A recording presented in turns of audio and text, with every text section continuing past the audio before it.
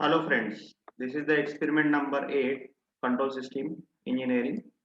Now in this experiment, we have to draw the root locus using MATLAB simulation software. So in this practical, utilizing the root locus technique for MATLAB approach. So procedure for this approach, we need the MATLAB software version from 2009 to 2015 maybe utilized for the draw the root locus. The requirement is only MATLAB software. So procedure is start the MATLAB software and then open the emscript file, and after that we need to draw the following program. What is the program? Now program is percentage program of the root locus. Using this percentage program of the root locus, the heading of that program is like program for the root locus. Next, clear all instruction, clear the all command window. CLC clear all the previous history. K is equal to, consider as a K is equal to 1. Numerator, what is my NUM? NUM means numerator is equal to 00048. So आपण आता याला कसं लिहायचं आहे न्यूमरेटरला? For example control system transfer function given आहे g of s is equal to 48 upon s plus 2 s plus 4. Now यालाच आपण असं म्हणू शकतो 48 upon s cube plus 6s square plus 8s, त्याला आपण मल्टिप्लाय केलं डिनॉमिनेटरला. सो याला न्यूमरेटर आपण असं म्हणतो. आता याच्यामध्ये किती कोएफिशिएंट आहे? 1 2 3 आणि एक कॉन्स्टंट राहील 0 आहे. तो याच्यामध्ये किती राहील? एकच आहे. पण 1 2 3 4 आहे, म्हणून इथे पण आपल्याला असं रिप्रेझेंट करावं लागते 0 0 0 अँड 48, कारण इथे पण कॉन्स्टंटच प्रेझेंट आहे. म्हणजे 0 s क्यूब आहे, हा 0 s स्क्वेअर आहे प्लस 0 s याच्या समोर आहे प्लस 48 आहे, म्हणून 48 असं आपल्याला रिप्रेझेंट करावं शकते. म्हणजे this is the coefficient for the s cube, this is the coefficient for the s square, this is the coefficient for the s. Similarly, this is denominator is represent as a in matrix. s cube चा coefficient काय आहे? 0. याचा coefficient काय आहे? 6. याचा काय आहे? 8. Constant किती आहे? 0. म्हणून याला रिप्रेझेंट करावं लागेल सॉरी s क्यूब चा किती आहे? 1 आहे. सो इट इज बिकम 1 6 8 आणि कॉन्स्टंट काय? 0, म्हणून 0. या पद्धतीने आपल्याला याला रिप्रेझेंट करावं लागते. तर हे इक्वेशन आपण असं रिप्रेझेंट केलेलं आहे. तर numerator is equal to 0 0 0 48, denominator is equal to 1 6 8 and 0. Now what is the g? G is equal to tf. tf means transfer function. Transfer function numerator upon denominator. MATLAB मध्ये आपल्याला असं लिहावं लागतं ट्रान्सफर फंक्शन. न्यूमरेटर काय? 0 0 0 48. It is considered as a constant. Denominator काय? 1 6 8 0. म्हणजे हा त्याला कन्सिडर करते s cube plus 6s square plus 8s plus 0. So for drawing the root locus, what is the instruction? r locus in bracket g into k. k is the 1. k काय? 1 आहे. Gain grid type केल्यामुळे काय होईल? Grid line apply होती. Grid line apply होईल. And title म्हणजे काय? Route locus वर हे टायटल जे तुम्हाला दिसत आहे खाली, आपण जे डायग्राम दाखवतोय याच्यामध्ये एक टायटल आलेलं आहे, root locus of g of s is equal to 48 upon s plus 2 s plus 4 in bracket whole bracket and full comma.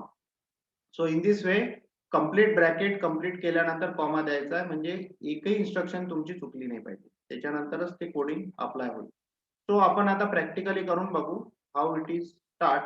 MATLAB simulation software आपण इथे ओपन झालेलं आहे. तर आपण परत एकदा कसं स्टार्ट होते मॅटलॅब सॉफ्टवेअर बघूया. मेन स्क्रीनवर आपण गेलो, इथे मॅटलॅबचा लोगो आहे.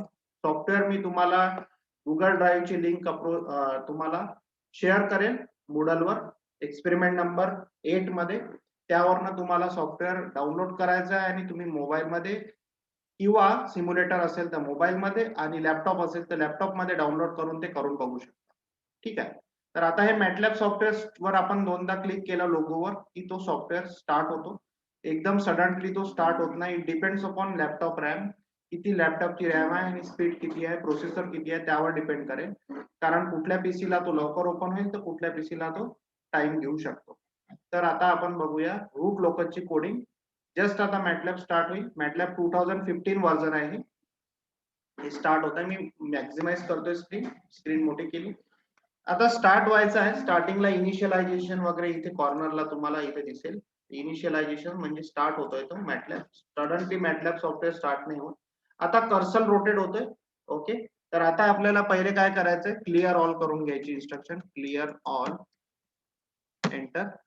क्लिअर ऑल म्हटल्यानंतर सगळी स्क्रीन तुमची क्लिअर होईल, सगळी हिस्ट्री क्लिअर होईल आणि सीएलसी करायचं. सीएलसी केल्यानंतर स्क्रीन क्लिअर झाली. What is the coding? आता कोडिंग काय म्हणते बघा. आपण इकडे बघू, थोडं मिनिमाइज करून घेऊ फाईलला आणि याला पण मिनिमाइज करून घेऊ सॉफ्टवेअरला, त्याची विंडो. ओके, तर पीडीएफ तुमच्या माझ्या स्क्रीनवर लेफ्ट हँड साइडला आणि सॉफ्टवेअरची जी विंडो आहे ते तुमच्या राईट हँड साइडला. ओके, नाव ओके, सो हा आपल्याला ट्रान्सफर फंक्शन करायचा आहे. तर प्रोग्राम मध्ये काय म्हटलेलं आहे, पर्सेंटेज मध्ये काय लिहिलेलं आहे, program for root locus. Okay, enter. Next instruction is clear all and CLC. Already आपण टाकली होती. Now next instruction is k is equal to 1. k is equal to 1. देन न्यूमरेटर आता तुमच्या इक्वेशन मध्ये काय आहे ते आपण सांगितलं होतं, त्या पद्धतीने मेन्शन करा. 0 0 0 48 square bracket complete. Okay, next denominator den is equal to square bracket 1680. then instruction for transfer function g is equal to transfer function tf in bracket numerator comma denominator without space square bracket round bracket complete and enter. then आता बघा transfer function apply झालेलं आहे, numerator and denominator. Then आता root locus आपल्याला apply करायचं आहे, तर root locus draw करायचं आहे ट्रान्सफर फंक्शन साठी, गिवन ट्रान्सफर फंक्शन साठी. So root locus are locus instruction, this is the instruction for drawing the root locus. R locus in bracket g into star means into k square bracket complete and enter. जसं आपण एंटरची button दाबतो तुम्हाला route locus draw झालेला आता दिसेल थोड्या वेळात. आता बघा सिस्टीम ही बिझी आहे. जसं आपण एंटर दाबलं खाली बीजीचे स्ट्रक्चर बिझी रिप्रेझेंट होत आहे. तर थोड्या वेळात आता बघा रूट लोकस ड्रॉ होईल आणि कर्सर पण स्टॉप झालेला आहे. इथे कर्सर पण येत नाहीये. आता बीजी गेला, आता हा आला, एक विंडो ओपन झाला. This is the root locus for the given numerator and denominator or transfer function. Now आता रूट लोकस आहे पण याच्यामध्ये ग्रीड लाईन नाही आहे, याच्यामध्ये प्रॉपर नाही दिसत आहे रूट लोकस नेमकं कुठे आपल्याला लाईन कट होत आहे, कुठे पोल्स आहे आणि कुठे झिरो आहे ते बघण्यासाठी आपल्याला आता काय करायचं आहे, इथे ग्रीड नावाची इन्स्ट्रक्शन टाकायची आणि एंटर करायचं. जसं आपण ग्रीड नावाची इन्स्ट्रक्शन टाकली तर आपल्या रूट लोकस मध्ये बघा ग्रीड लाईन दिसतात, तुम्हाला पूर्णपणे ग्रीड लाईन दिसत आहे, कुठून रूट लोकस चाललेला आहे आणि कसा चाललेला आहे ते आपल्याला इथे दिसत आहे. नाव आता टायटल द्यायचं आहे रूट लोकसला, तो title in bracket comma the root locus, या कॉमाच्या आतमध्ये जे काही राहील ते तुम्हाला g of s is equal to 48 upon s into s plus 2 s plus 3 s plus 4 sorry bracket complete and their small comma sorry and bracket complete and enter. जसं आपण एंटर केलं तर हे टायटल जे आहे तुमच्या ह्याच्यावर येऊन जाईल, रूट लोकसच्या ह्याच्यावर तुम्हाला हे टायटल दिसत असेल. दिस इज द टायटल. हे बघा टायटल इथे आलेलं आहे. तर अशा पद्धतीने आपण कुठल्याही ट्रान्सफर फंक्शन साठी रूट लोकस ड्रॉ करू शकतो. तर हा झाला एक एक्झाम्पल. जसं की आता आपण फॉर एक्झाम्पल दुसरं एक एक्झाम्पल जर घेतलं, फॉर एक्झाम्पल आपण आता एक एक्झाम्पल घेऊन बघू. हे आता आपण एक एक्झाम्पल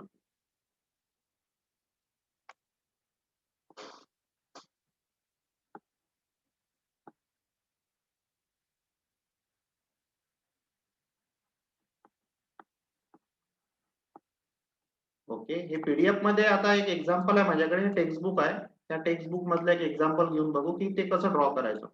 जसं हे एक्झाम्पल आपण ऑलरेडी बघितलं आहे, के ची व्हॅल्यू इथे किती आहे, मार्जिनल व्हॅल्यू जी निघालेली आहे 48 ऑलरेडी आहे. ओके, नेक्स्ट न्यूमरिकल बघू आपण आता. जसं के upon S square plus twice S plus 2 हे बघू, हे न्यूमरिकल बघू आपण.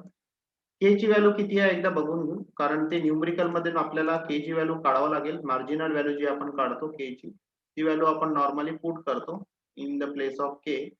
तर के ची value for that particular condition K is equal to 4. या marginal value of K is 4. तर 4 आपण तिथे पुट करू त्या इक्वेशन मध्ये.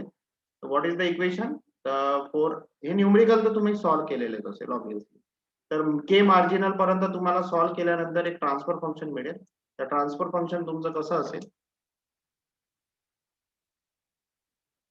तर हा ट्रान्सफर फंक्शन तुमचा होईल के ची किती आहे 4 upon S S square plus twice S plus 2 आहे. याला परत सॉल्व्ह केलं तर 4 upon S cube plus twice S plus 2 S cube plus S square plus twice S plus 0 म्हणू शकतो आपण. ओके, तर आता याचा न्यूमरेटर कसा लिहिणार आपण बघा. 1 2 3 4 आहे, इकडे पण काय 4च आहे, पण हा कॉन्स्टंट आहे, म्हणजे याच्या पहिले काय होतं, सरळ सरळ याला आपण असं लिहू शकतो ना, S 0 S cube plus 0 S square plus 0 S plus 4 upon S cube plus 2 S square plus twice S plus 0.